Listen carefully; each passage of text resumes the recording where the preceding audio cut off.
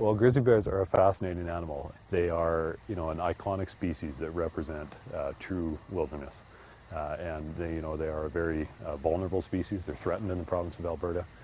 They're an extremely important indicator species. Basically, if we've got grizzly bears in the landscape, we know the entire ecosystem is healthy. I like to think of them as the canary in the coal mine for Alberta's ecosystem. So I think they're very, very important. And in Banff National Park, as well as the rest of Alberta, they are under a lot of stress and face a lot of unnatural mortality. So that's why we're doing this research work to try and reduce that as best as we can.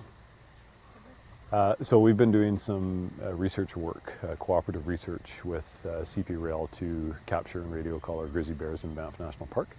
And we just had an opportunity to capture one more young subadult female grizzly bear.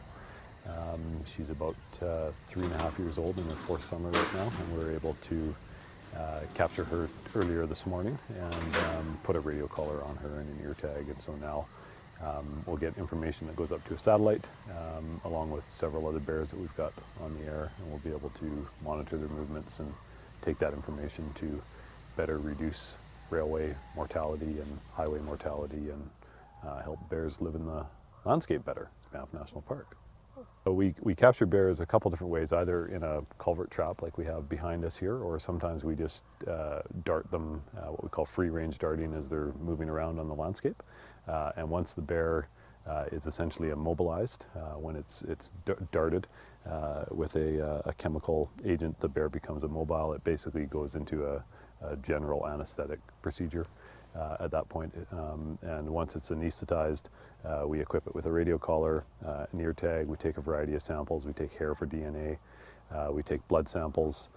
We take a small tissue sample from where we put the ear tag in.